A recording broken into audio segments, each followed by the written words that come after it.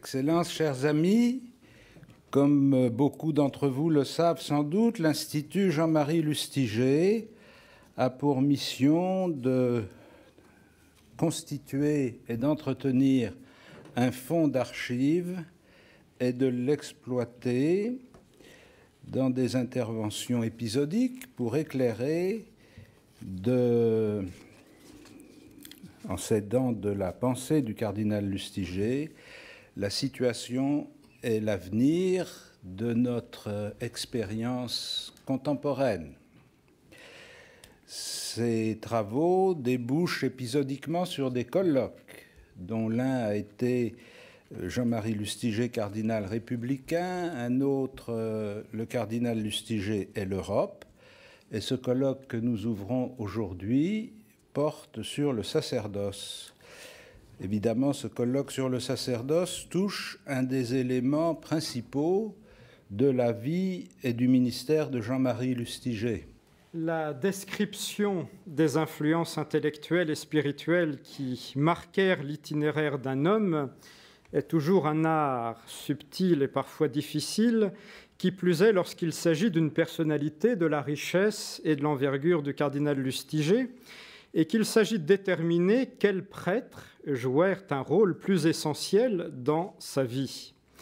D'abord, nous n'avons pas à entrer dans le domaine plus privé de l'accompagnement spirituel.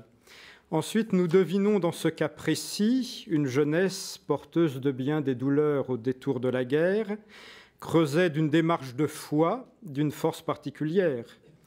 De plus, il nous faudrait reprendre toute l'évolution interne de l'Église dans le foisonnement de l'après-guerre, de l'avant, pendant et après Concile Vatican II, sachant que Jean-Marie Lustiger n'a jamais vécu en ermite, mais bien à l'écoute de ce monde et de ses soubresauts, avec, là encore, un regard de foi qui le faisait remarquer parmi ses contemporains.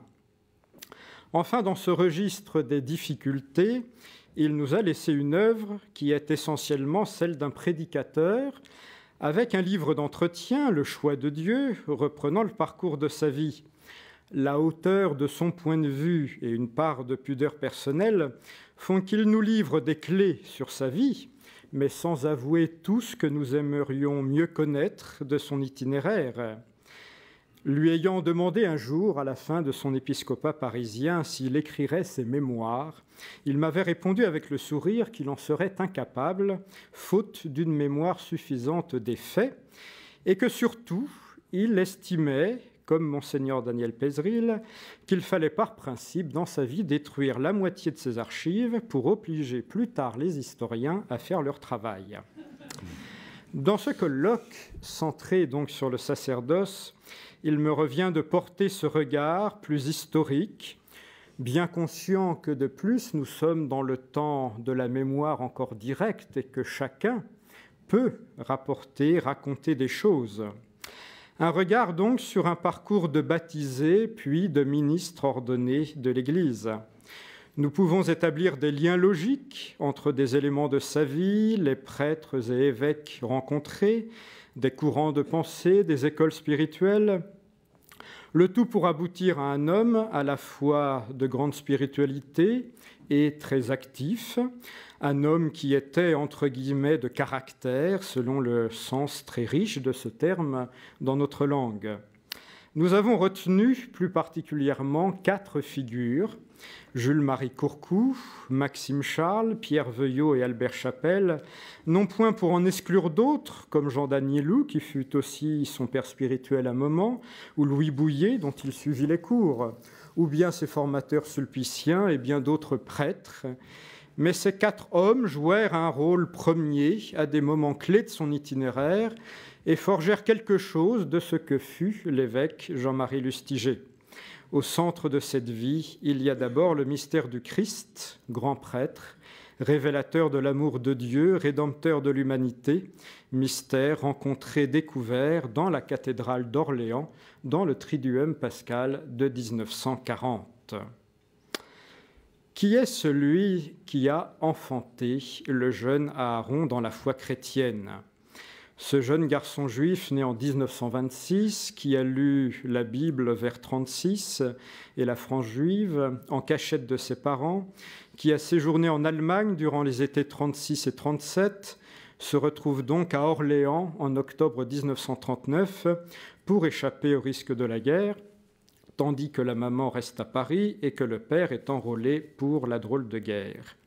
C'est là, dans un milieu chrétien, qu'intervient le désir du baptême et l'expérience de la Semaine Sainte 1940 dans la cathédrale d'Orléans, qui se trouve sur son chemin lorsqu'il se rend au lycée.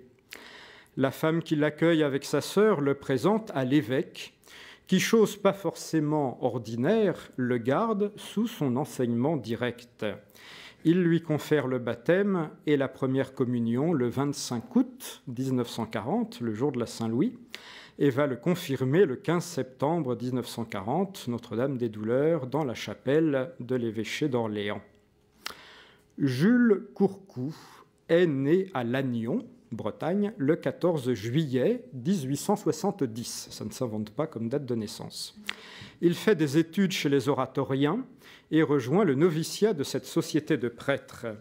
Ordonné en 1996, il suit un parcours de professeur et de maître de chapelle, spécialiste de chant et de liturgie, entre autres dans les collèges de Juilly, de Massillon et à la maîtrise de Notre-Dame de Paris.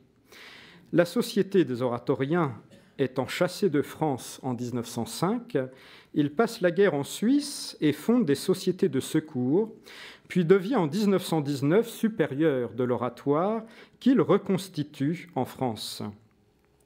En 1922, il devient curé de Saint-Eustache à Paris, et en 1926, il est le premier évêque nommé de cette nouvelle génération voulue par Pie XI pour contrer l'action française et favoriser l'action catholique. Son épiscopat va être marqué par des œuvres de restauration. Restauration de la cathédrale, c'est lui qui fait remettre en place les boiseries XVIIe siècle de la cathédrale qui avait disparu à la Révolution, et restauration de l'abbaye de Saint-Benoît-sur-Loire, où il rétablit la vie monastique grâce à une fondation de la pierre qui vire en 1944, et c'est lui qui fait revenir les reliques de Saint-Benoît à l'abbaye en 1945. Il présida bien sûr les fêtes de Jeanne d'Arc, dont en 1929 le 500e anniversaire de la libération d'Orléans. Mais à côté de ces moments glorieux, Orléans est bombardée par les Allemands et la cathédrale va en partie brûler en juin 1940. Il faut se rendre compte que l'expérience du Triduum pascal a lieu juste avant de grands dommages pour la cathédrale et elle sera à nouveau touchée en 1944 dans les bombardements alliés.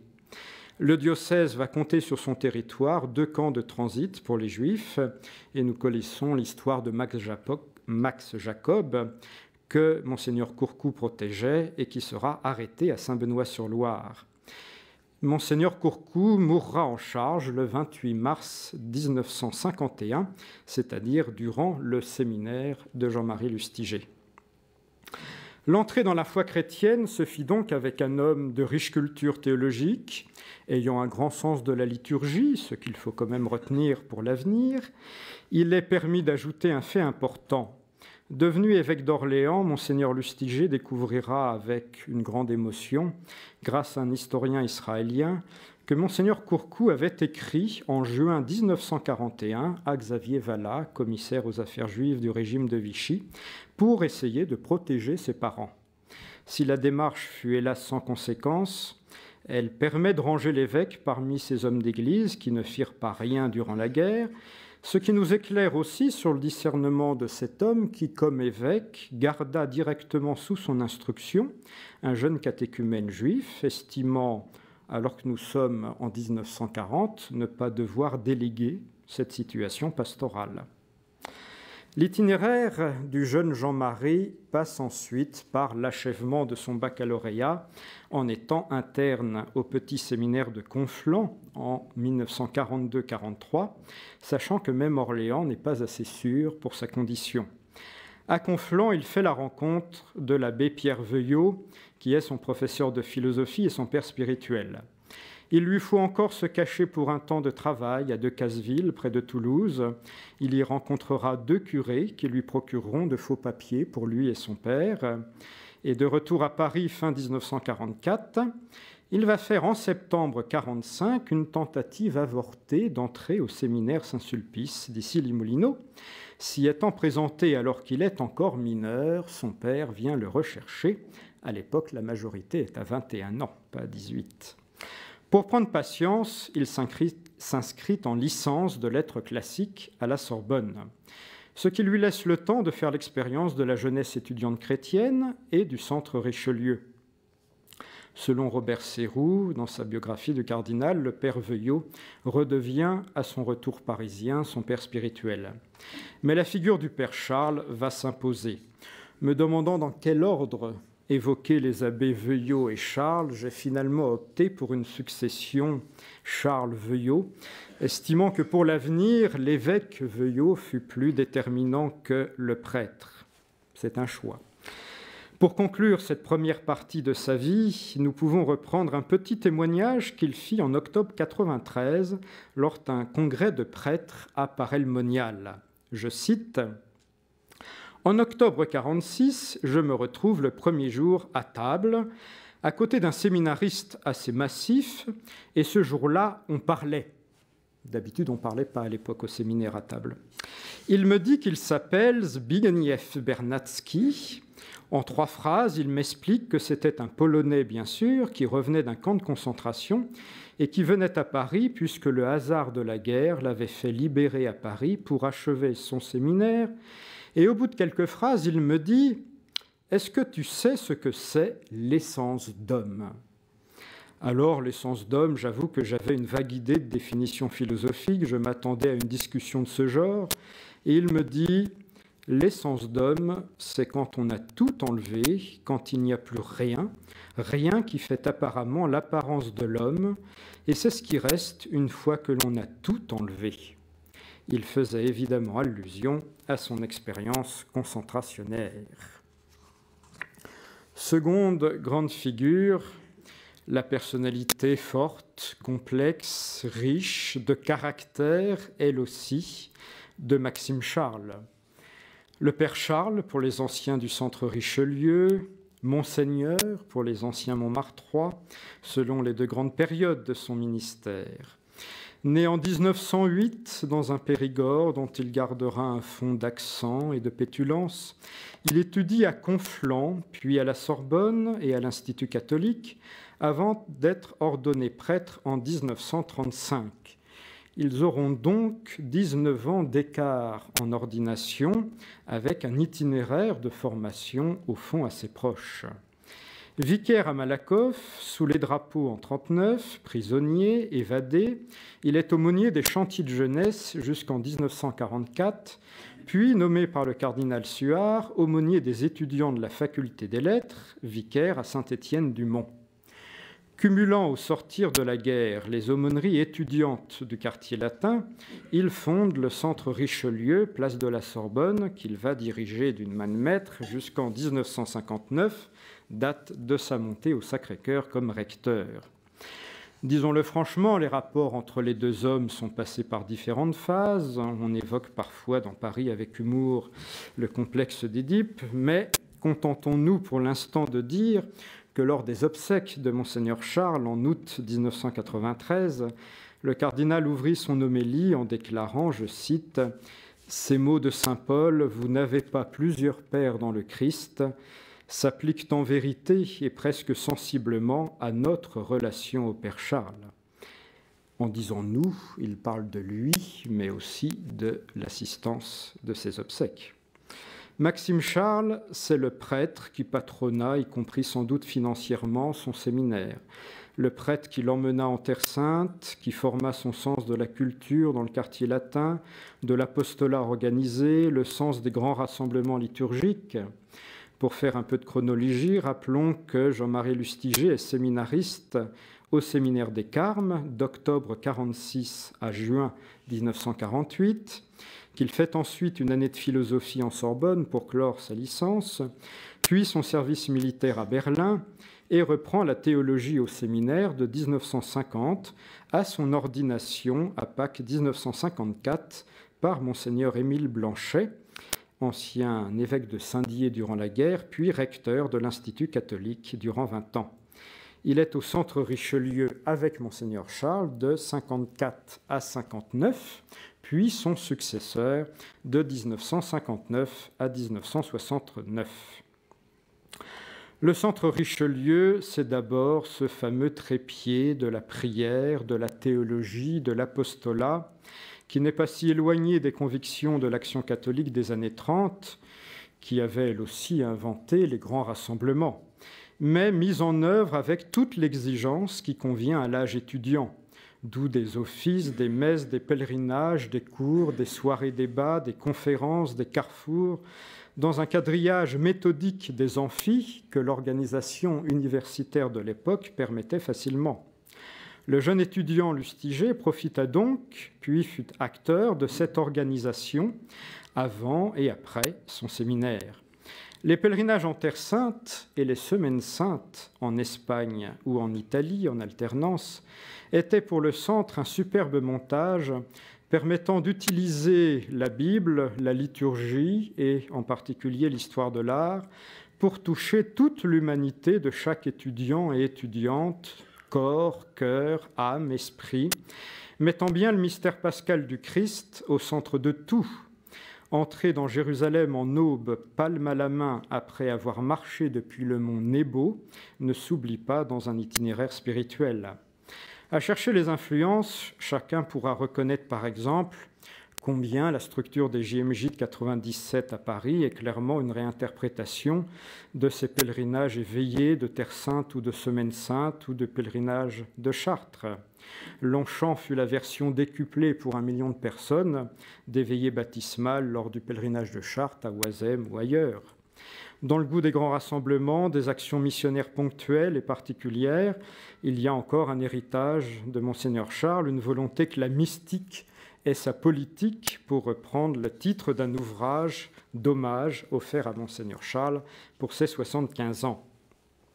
Le centre, c'était aussi pour les prêtres un certain mode de vie apostolique. Vie commune, prière, souci concret de vivre, la pauvreté, la chasteté, l'obéissance, le tout dans une exigence d'omniprésence auprès des étudiants et d'insertion efficace dans la vie intellectuelle du quartier latin. Dans un univers de plus en plus grignoté par le marxisme, le centre faisait de la résistance et voulait lui aussi refaire chrétiens nos frères. Maxime Charles eut toujours le souci de vivre avec ses frères prêtres selon un idéal reçu de l'Évangile, et le père Lustiger continuera de même lors du déménagement de la communauté en 1964 pour le boulevard Saint-Germain, lorsque l'éclatement de la Sorbonne par l'ouverture de Nanterre, Censier, Jussieu obligea à modifier l'organisation du centre. Faut-il voir dans la structure des maisons du séminaire quelque chose d'un lointain écho de ces communautés sacerdotales? Mais une question d'influence plus fondamentale se pose, celle de l'école française de spiritualité. Osons en parler. Charles se réclamait de Pierre de Bérulle, mais en dehors des écoles d'interprétation habituelles du bérulisme, dans une relecture personnelle et très missionnaire du cardinal de Bérulle et de l'œuvre d'Henri Brémond. Pour en juger, nous disposons de quelques articles parus dans la revue Résurrection, dont 2, il faut le souligner avec humour, sont la reprise pure et simple d'un devoir de séminariste de Maxime Charles, rendu au Carme en 1932, le prêtre selon le cardinal de Bérulle, qui avait à l'époque été noté 16 sur 20. Le bérulisme de Charles, c'est surtout un christocentrisme qui le prépara d'ailleurs à être recteur de Montmartre. Un christocentrisme qui produit une spiritualité sacerdotale à partir de la compréhension de l'union hypostatique comme cœur du sacerdoce du Christ, désireux d'user jusqu'au bout des médiations humaines dans le respect de la liberté de chacun devant la grâce, communiquant son sacerdoce à des hommes qu'il appelle à se consacrer entièrement à lui et à son peuple. Abnégation, entre guillemets, et adhérence, entre guillemets, produisent une spiritualité du quotidien, la recherche d'une sainteté véritable dans la prière et la mission. Il en restera chez le cardinal Lustiger quelque chose, un certain sens de la liturgie, le rôle de la présidence dans les offices, la mise en valeur de l'Eucharistie, quelque chose d'un sens du sacré, bien typique de Bérulle, mais Jean-Marie Lustiger, comme Maxime Charles lui-même 20 ans plus tôt, était sans doute trop distant de ce qu'il avait connu au Carme pour adhérer totalement à ce qui apparaissait comme étant devenu un système. Il releva une chose dont un monseigneur Gaucher se faisait volontiers l'écho en m'évoquant cette période, cette distorsion que relevaient les séminaristes dans la vie des prêtres entre des pères du séminaire qu'ils voyaient comme professeurs à l'Institut catholique, comme de grands scientifiques et érudits d'une grande liberté et d'une grande qualité dans leur travail intellectuel, et les mêmes hommes vivant dans une soumission à une règle du séminaire dont un certain nombre de pourquoi et de comment, au fond, échappaient à cette génération qui regardait vivre cette équipe de prêtres. À cela, il faut sans doute ajouter, pour un Jean-Marie Lustiger, une autre forme de distorsion peut-être plus cruelle, à savoir cette différence entre ceux qui avaient vécu la guerre, je dirais avec toute leur tripe, et ceux qui avaient vécu les choses avec beaucoup moins d'intériorité ou de conséquences sur leur attitude dans les lendemains de la guerre. À cette situation, un Maxime Charles opposait déjà un goût de l'initiative apostolique, capable de remettre en cause les institutions ecclésiales, non point pour renoncer aux institutions, mais pour en créer de nouvelles si besoin est.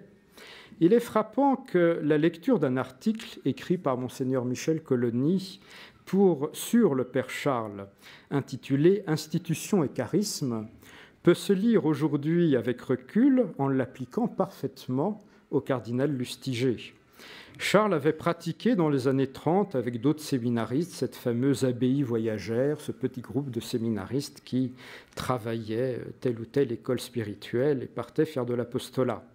20 ans plus tard, Lustiger crée un cercle de séminaristes pour étudier au-delà et à partir des cours reçus à l'Institut catholique les recherches de Danielou, de Bouillet, de Congarde, de Lubac. Nous sommes dans les années du bouillonnement de l'après-guerre, avec la Mission de France, le renouveau théologique et tel ou tel coup d'arrêt venu de Rome. Des dossiers du séminariste Lustiger montrent aussi qu'il s'intéressa, par exemple, à ce que vivaient les séminaires en Allemagne. Selon Robert Serroux encore, avec son condisciple Sodreau, il avait réclamé une année spirituelle de formation dans ces années 1947-48. J'aimerais savoir d'où vient cette affirmation, avec toute ma curiosité historique. Bon, les sources. Ajoutons que le Christ de Charles ne pouvait être emprunt de toute la tradition vétérotestamentaire que portait Jean-Marie Lustiger au plus profond de lui-même, et qu'il y aura là une distance qui ne pouvait facilement se franchir. Les années du centre Richelieu furent, pour l'aumônier Lustiger, des années de relative discrétion sur ses origines, ce qui n'empêchait pas l'originalité et la force de son apostolat. Bref, c'est autant Richelieu que Bérulle qui marquèrent les esprits et laissèrent des traces chez le maître et le disciple. Pour aller plus loin, remarquons que Charles n'était pas indemne d'influence jésuite, même s'il parlait tout le temps de l'école française, et que Lustiger fut un moment accompagné par le père Danielou. Divers indices laissent reconstituer que Maxime Charles pensa à fonder une société de prêtres, mais qu'il ne fut pas suivi et ne donna pas suite. Il y a une limite de l'école française de spiritualité au regard de la théologie de Vatican II que nous pouvons peut-être repérer. La réforme tridentine fut appliquée en France pour une réforme des prêtres, non pas à quelques exceptions près, par des évêques, mais par des prêtres qui fondèrent des sociétés de prêtres. Et dans la logique de Vatican II, de Lumen Gentium et Christus Dominus en particulier, il revient bien à l'évêque de s'occuper de son presbytérium, voire, entre guillemets, de faire des réformes. Il fallait donc un jour reprendre cet aspect des choses au regard de la théologie de Vatican II. En prêchant lors de ses obsèques, en 1993, donc, le cardinal rendit hommage, pour Monseigneur Charles, à un prêtre qui s'était battu avec sa nature, dans sa qualité et ses défauts, battu avec la rudesse de la parole de Dieu, battu avec la croix du Christ, battu avec la mission à accomplir en ce monde. Je le cite, « Ainsi, le mystère de l'Église nous est vraiment révélé, comme le sacrement même de la parole vivante qui s'énonce par la bouche de ses ministres et des baptisés, et fait surgir les merveilles du règne de Dieu en train de s'approcher de chacun. » Pierre Veuillot est né le 5 janvier 1913 à Paris, et si vous me permettez de faire une référence interne, ondoyé à la naissance, il reçut le baptême dans la paroisse d'été de la famille, une petite cité bretonne appelée un grand destin parisien, Pléneuf-Valandré. Comme le dit un titre de chapitre de sa biographie, il est un enfant sage d'une famille chrétienne célèbre. Je n'entre pas dans les détails, vous rechercherez qui sont les Veuillot dans l'histoire du catholicisme français.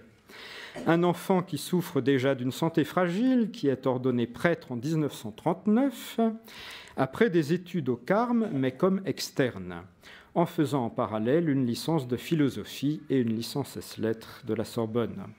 Il voit mourir son frère durant son séminaire, il va recevoir la croix de guerre durant les combats de mai-juin 40, puis il est vicaire à Asnières avec le père Robert Frossard et est nommé en 1942 professeur de philosophie au petit séminaire de Conflans, dont le nouveau supérieur est l'abbé Lallier. Pour les jeunes séminaristes qui ne savent pas dans la mémoire collective ce qu'est Conflans dans le diocèse de Paris, ce n'est pas Conflans-Sainte-Honorine, c'est à Charenton-le-Pont que se trouvait un domaine qui était résidence de repos de l'archevêque de Paris et petit séminaire après la séparation. C'est à Conflans, en 1942, que son itinéraire croise une première fois celui du jeune Marie Lustiger. Il fera plus tard un double doctorat sur saint François de Sales, je parle de Pierre Veuillot. En 1949, le nonce Roncalli l'envoie servir à la section française de la secrétairerie d'État à Rome. Or, la question du sacerdoce va apparaître comme un sujet clé de son travail à 3 reprises. Son livre, d'abord en 2 volumes, Notre sacerdoce, sur lequel je vais revenir en détail. Puis la rédaction de l'encyclique de Pie XII, Fidei Donum, en 1957, sur l'envoi des prêtres en mission dans le monde. Et enfin, l'encyclique de Jean XXIII, Sacerdoti Nostri Primordia, en 1959, à l'occasion de son jubilé sacerdotal. Pierre Veuillot est nommé évêque d'Angers en juin 1959, puis coadjuteur à Paris du cardinal Feltin en juillet 1961, archevêque en décembre 1966 de Paris et créé cardinal le 26 juin 1967. Durant le concile, il est rapporteur du décret Christus Dominus sur la charge épiscopale. Il va se tailler une grande réputation de réorganisateur de l'Église dans la logique de Vatican II. La création de la région apostolique, avec l'érection des nouveaux diocèses de la Couronne à partir du démembrement de Paris et de Versailles, le 9 décembre 1966. La fondation des conseils diocésains, des conseils paroissiaux. On pourrait invoquer bien des réformes dans la vie des paroisses et des prêtres, la surveillance du monde scolaire, la suppression de patronages trop laïcisés, l'affaire des dirigeants de la jeunesse étudiante chrétienne, la refondation d'une mission étudiante, la reprise de la question des prêtres ouvriers en reprenant les bases de la mission de France. On ne compte pas les domaines où il intervint avec une autorité et de grands calculs dans la mise en œuvre du concile. Veuillot était donc à Rome durant la formation et les premières années du ministère de Jean-Marie Lustiger. Il est évêque durant sa période de responsable du centre Richelieu et il va mourir avant le passage à Sainte-Jeanne de Chantal. Les deux hommes se voyaient-ils, échangeaient-ils? Ils n'en faisaient en tout cas pas état. La maladie et la mort du cardinal Veuillot vont être le dernier lieu de rencontre, puisque, atteint d'un cancer du pancréas qui se généralisa en moins de 3 mois, Pierre Veuillot est emporté après plusieurs semaines d'hospitalisation à Saint-Joseph et meurt le 14 février 1968. Avant de mourir, il fait venir Lustiger à son chevet plusieurs fois et lui parle surtout de la souffrance et de la pureté nécessaire de l'Église. Notre sacerdoce paraît en décembre 54, fruit de bien des nuits de travail, sans aucun doute supplémentaire pour cet homme de la secrétairerie d'État, voulant collationner les grands textes pontificaux sur le sacerdoce de la fin du pontificat de Léon XIII à Pie XII. Ce livre ne paraissait pas dans n'importe quel contexte, mais durant une crise majeure entre Rome, les prêtres ouvriers et l'opinion française qui s'enflammait sur cette affaire. Pour reprendre les choses très rapidement, en 1952, l'épiscopat français déjà s'était ému de la politisation rapide des prêtres ouvriers par le biais du syndicalisme, et en septembre 1953, le nonce, Monseigneur Marella, convoque 26 évêques français et leur annonce que Rome demande le retrait progressif du travail des prêtres. Ils sont une centaine en France à être ainsi désormais engagés dans le monde professionnel. Par leur nouveauté, ils étaient un peu à la mode. Gilbert Cesbron venait de publier « Les saints vont en enfer ». La question essentielle de Rome portait sur l'engagement syndical, dont des orientations étaient bien souvent dictées par le Parti communiste. L'annonce du nonce choqua les esprits sur le plan de la méthode. La presse, notamment Le Monde, s'empara du dossier. Les cardinaux Liénard, Felletin et Gerlier se rendirent à Rome en novembre auprès de Pie XII qui amplifia les ordres. Tout devait être fini au 1er mars 1954. Le sacerdoce était un don trop précieux pour le confondre avec le travail ouvrier. La crise de confiance secoua le monde avec une grande douleur, mais attention que dès août 1954, faisant confiance aux cardinaux français, Pie XII accepta d'ériger la mission de France en prélature nullius à Pontigny et la réorganisant sous la garde du cardinal Liénard et du père Vinatier. Le livre de Monseigneur Veuillot en 1954 est donc clairement une exposition de l'enseignement pontifical sur le sacerdoce dans le but de reprendre le dossier sur des bases saines. Et de fait, il va jouer sur une affirmation sereine de la tradition, mais avec des ouvertures fortes sur la vie pastorale des prêtres et les urgences de l'évangélisation. D'une façon qui n'est pas du tout anodine ou gratuite, le pro-secrétaire d'État Montini écrit en préface ces propos qui frapperont alors les esprits. Je cite « Mais ces assemblées n'étaient souvent que des groupes d'élite, les foules manquaient, le peuple semblait dans son immense majorité inexorablement absent. Reviendra-t-il? Il ne reviendra pas. C'est au prêtre à se déplacer, non au peuple. Inutile que le prêtre sonne sa cloche, personne ne l'écoute. Il faut qu'il entende les sirènes des usines, ces temples de la technique où vit et palpite le monde moderne. C'est à lui de se faire missionnaire s'il veut que le christianisme demeure et redevienne un ferment vivant de la civilisation. » Fin de citation. Ces propos, il les porte non sans avoir décrit d'abord une crise de l'identité du prêtre, remise en cause par la société moderne, et avoir relevé les deux réactions courantes mais insuffisantes du clergé, la fixation sur les formes de vie et le travail sur la liturgie. La tradition pontificale répond à la question « Qu'est-ce que le prêtre ?» explique Montini par 3 chapitres essentiels, l'homme de Dieu, le saint, le serviteur. Sacerdoce et égoïsme sont des termes antithétiques, sacerdoce et charité coïncident, affirme-t-il. Ensuite, l'introduction personnelle de Pierre Veuillot tire aussi l'enseignement des papes dans un sens plus pastoral, ne voulant pas en rester à la seule sainteté du prêtre naissant de la célébration de la messe. Veuillot conclut en reprenant des propos de Pie XII en 52 sur le fait que ce n'est pas le moment de chercher de nouveaux objectifs, mais celui de réaliser ceux du Christ. Chacun des textes pontificaux entre dans une résonance particulière quand on le place dans le cadre de cette crise des prêtres ouvriers. Comme s'y était sous-entendu à chaque ligne, travailler, pourquoi pas quand même, mais sans rien perdre de l'exigence intellectuelle et spirituelle du sacerdoce catholique. Dans un rapport au pape du 2 mars 64, Monseigneur Veuillot reposera la question du travail des prêtres comme une tâche d'évangélisation dans des milieux où l'Église ne peut être visible ouvertement. Et il emploie deux comparaisons pour comparer ce monde de l'usine et celui, ajoute-t-il, des laboratoires scientifiques. Il les compare à la situation des chrétiens dans le monde musulman et dans le monde derrière le rideau de fer.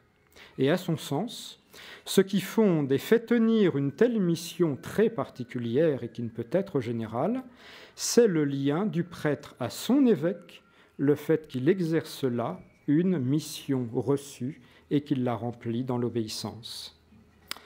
Une filiation entre Veuillot et Lustiger se situe clairement dans cette audace à réformer les institutions lorsque cela est jugé nécessaire pour relancer l'annonce de l'Évangile. Cette audace comprenait aussi dans l'esprit de Monseigneur Veuillot la formation des prêtres. Selon un témoignage du père Maurice Vidal, le cardinal vint rencontrer les deux conseils d'Issy-les-Moulineaux au printemps 1967 pour leur faire savoir qu'il comptait ouvrir un séminaire diocésain de Paris.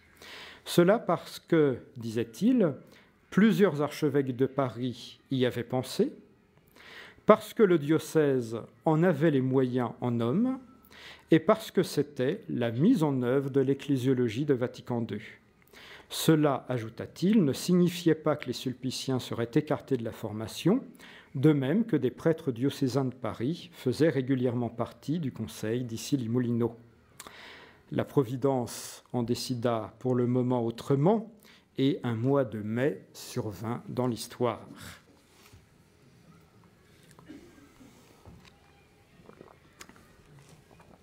Mai 1968 est passé par là.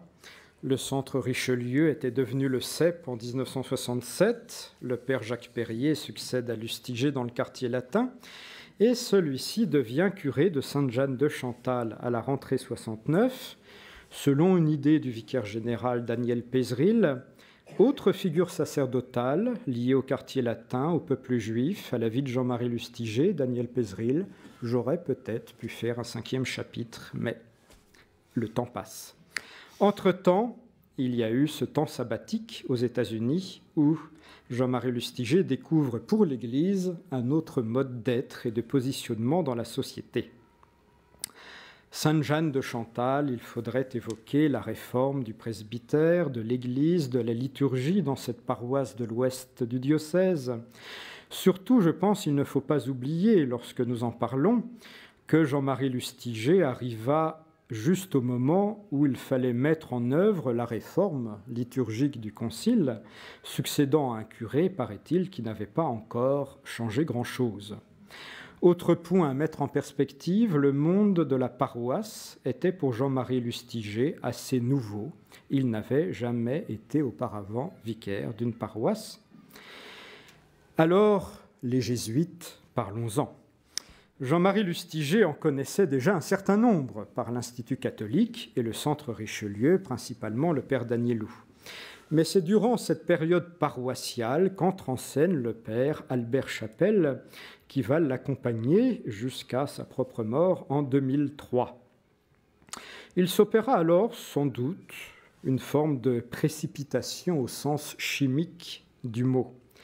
L'intuition de fond d'Albert Chapelle est qu'il fallait offrir une formation théologique à l'ensemble du peuple de Dieu qui est tout entier un peuple sacerdotal.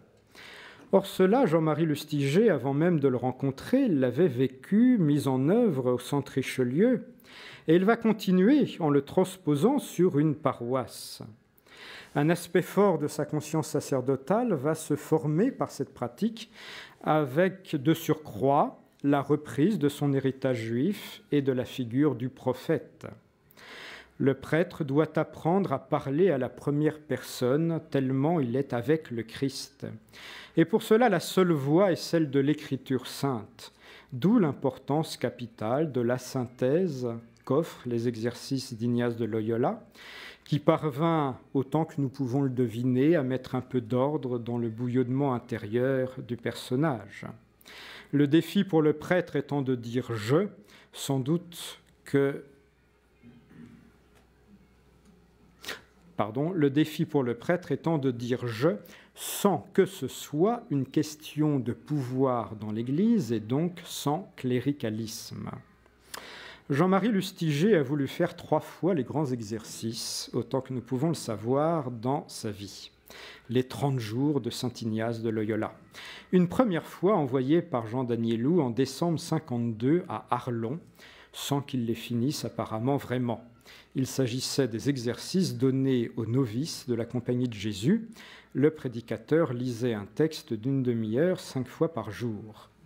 Une seconde fois encore en groupe, vers 1965, avec le père Jean Laplace, et enfin en 1974 avec Albert Chapelle, ce dernier étant dans les années 70 en train de remettre en place ce qu'il appelait une pratique littérale des exercices individuellement donnés. Comment s'opéra la rencontre? Il y avait en 72, comme étudiant à la Cato de Paris, le jeune jésuite Philippe Bossuet, qui chercha une paroisse et vint à Sainte-Jeanne de Chantal. C'est lui qui fit connaître Albert Chapelle, qui avait fondé l'Institut d'études théologiques en 1968 à Egenhoven-Louvain, transporté à Bruxelles en 1972. Chaque été, Albert Chapelle et d'autres de ses frères jésuites de l'IET organisaient une session biblique de 8 jours en juillet, puis une session théologique au mois d'août. Jean-Marie Lustiger vint, puis amena quelques prêtres et paroissiens, puis fit venir quelques professeurs de l'IET à la paroisse donner des sessions. Sœur Noël Haussmann, si je puis me permettre de répéter, se souvient d'un prêtre qui fumait, interpellait le père Chapelle sur la méthode d'examen ou la pédagogie de l'IET, qui se passionnait pour l'art moderne et qui, de temps en temps, devenait insupportable. Dans sa paroisse, il va lancer toutes sortes de soirées et de systèmes, entre guillemets, de formation. Albert Chapelle était né en 29, entré dans la compagnie en 46, ordonné prêtre en 56. Il avait passé plusieurs années en Allemagne, étudié Hegel, tout en accueillant avec une immense surprise, dira-t-il, les 4 volumes d'exégèse médiévale d'Henri de Lubac. Mais je ne reprendrai pas tout son itinéraire, d'autant plus qu'un colloque se tint ici l'an dernier sur le sujet et les actes viennent d'être publiés. Si nous ne connaissons pas le détail et la chronologie des discussions sur le sacerdoce entre les 2 hommes, nous possédons les différentes versions du cours que donna Albert Chapelle sur le sacrement de l'ordre.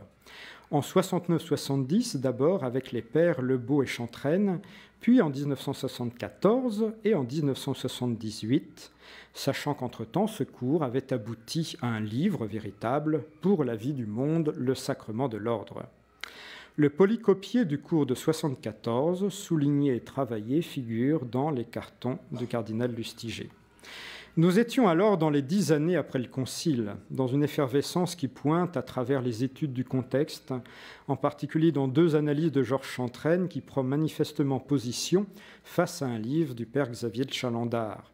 On se bat alors sur une fin du prêtre, entre guillemets, séparé du monde, qui serait l'héritage de Trente. Le contexte, ce sont les remises en question de l'identité sacerdotale, les départs de prêtres quittant le ministère, le retour du débat sur les prêtres au travail et le débat sur le célibat sacerdotal avec l'encyclique de Paul VI de 1967 et le synode des évêques de 1971. Le plan du cours d'Albert Chapelle part du constat des interrogations actuelles pour reprendre le parcours de la tradition, mais à rebours. Il analyse d'abord Lumen Gentium et Presbyterorum Ordinis, puis remonte le temps du Concile de Trente jusqu'au Père de l'Église. Vient alors la partie scripturaire. Dans sa partie de reprise théologique, Albert Chapelle présente l'Église comme l'œuvre du Père engendrant une communion que tout homme vit selon la grâce de la paternité. Et il distingue alors à l'intérieur de cette humanité vivant une paternité, il distingue alors la vie selon les commandements, les 10 commandements, et la vie selon des béatitudes mises en œuvre selon les conseils évangéliques. Le ministère sacerdotal s'insère donc dans un choix posé par des hommes mûrs que l'Église appelle et ordonne. Il y a dans l'enseignement d'Albert Chapelle un réancrage de l'attachement au sens d'un célibat consacré comme vocation première et non comme conséquence disciplinaire du sacerdoce. Cela peut être à l'origine de la fameuse conférence donnée par Monseigneur Lustiger, jeune évêque, au Séminaire français de Rome le 25 mars 1981, publiée ensuite dans Communio et reprise dans Osez croire. Le livre du Père Chapelle sur le sacerdoce n'est pas seul. Il faut aussi relever l'importance de son livre « Sexualité et sainteté » qui est de 1977, et nous pourrions reprendre bien des éléments de ses cours d'anthropologie. Cette vision de la foi réenracinée dans l'Écriture et non plus vue comme une succession de traités désarticulés fonde la consécration possible des hommes à Dieu plus que les analyses sociologiques du chanoine Boulard et de ses successeurs, ou plus encore que les travaux de psychanalyse que Marc Oraison, qui avait été condisciple de Jean-Marie Lustiger au séminaire, pouvait exposer. D'où une certaine méfiance, sans doute, de Jean-Marie Lustiger vis-à-vis des sciences humaines dont il avait vécu l'explosion dans le quartier latin et dont il entendait se méfier quelque peu après 68. De plus, pour finir avec Albert Chapelle, cette période de relation coïncide avec une réappropriation claire de ses racines. La rencontre de Don Gramont au Bec-et-Loing intervient vers 74 ou 75, la fondation d'Abou-Gosh par le frère Jean-Baptiste Gourion en Terre Sainte, puis en 79, la fameuse retraite aux religieuses du Bec-et-Loing qui deviendra le livre La Promesse, et surtout le développement historique de cette mémoire de la Shoah, qui, nous le savons, ne fut pas immédiat. Dans la vie de Jean-Marie Lustiger, comme dans la vie de toute la société occidentale, il y eut des années de silence sur ce drame, puis une remise au jour. Pour Jean-Marie Lustiger, cette remise au jour fut un parcours spirituel et théologique au service de l'Église tout entière. Dans l'année scolaire 1979-1981, Monseigneur Lustiger est devenu évêque d'Orléans, réunit un groupe confidentiel pour réfléchir à la formation avec Albert Chapelle, André 23, c'est plus confidentiel puisque vous l'avez raconté dans un colloque, Michel Salle, un nudiste. Il fonda à Orléans la communauté Notre-Dame du Chemin. Dès lors, Albert Chapelle sera un compagnon de réflexion, se tenant en arrière de toutes les questions sur la formation. Pour conclure, car je vais avoir dépassé les limites que je m'étais imparties, pour conclure, relevons 3 éléments. D'abord, les archevêques de Paris au XXe siècle, remplissant leur mission, se préoccupèrent régulièrement de la formation des prêtres. Le cardinal Lustiger n'est pas sur ce plan un cas unique de fondateur. Le cardinal Verdier réforma le séminaire des Carmes et les études de l'Institut catholique avec Monseigneur Baudrillard. Le cardinal Suard fonda le séminaire de Lisieux pour la mission de France. Le cardinal Veuillot voulut donc fonder un séminaire diocésain. Deuxième point, si Jean-Marie Lustiger a reçu des influences, il a aussi été au cœur d'un réseau sacerdotal et un réseau de fidèles baptisés auquel il demanda beaucoup. Ce serait un exercice trop long et trop risqué de dresser une liste, surtout que trop de gens que je pourrais nommer sont ici dans notre amphithéâtre. Nous pourrions remonter dans le temps, penser à un Lucien Dès qui composait des chants, à un Maurice Fréchard qui les chantait, à un Thomas Kowalski qui arpentait la Terre Sainte, à Georges Marion qui donnait des cours de théologie, à Guy Gaucher et à bien d'autres. Troisième point de conclusion et dernier, à de nombreuses reprises, le cardinal se plut à dresser un tableau historique de l'évolution du ministère sacerdotal et de la crise des vocations depuis le début du XXe siècle, exercice auquel il se livrait très souvent le mercredi saint avec les séminaristes. Il vaudrait la peine de reprendre ce tableau pour le confronter aux données historiques fermes et y analyser les clés de compréhension du sacerdoce qui formaient une certaine charpente dans la pensée du cardinal. Nous n'avons point le temps ici de reprendre ce tableau du siècle et nous nous garderions bien de souffler sur des braises de polémiques qui parfois peuvent se réveiller. Nous nous permettrons de conclure en reprenant un seul fait. En arrivant à Orléans, le jeune évêque Lustiger eut la joie de trouver un diacre qu'il devait ordonner dès que possible. Or, ce premier ordonné quitta le ministère quelques mois plus tard. Le cardinal avouera à plusieurs reprises qu'il en avait retiré, ainsi dès ses débuts dans l'épiscopat, la très ferme conviction qu'il avait le devoir de faire quelque chose pour la formation des prêtres. En un an à Orléans, il fonda ainsi un séminaire avec une première année spirituelle pour le commencer, et cela était centré sur la chapelle où il avait reçu le baptême. Je vous remercie.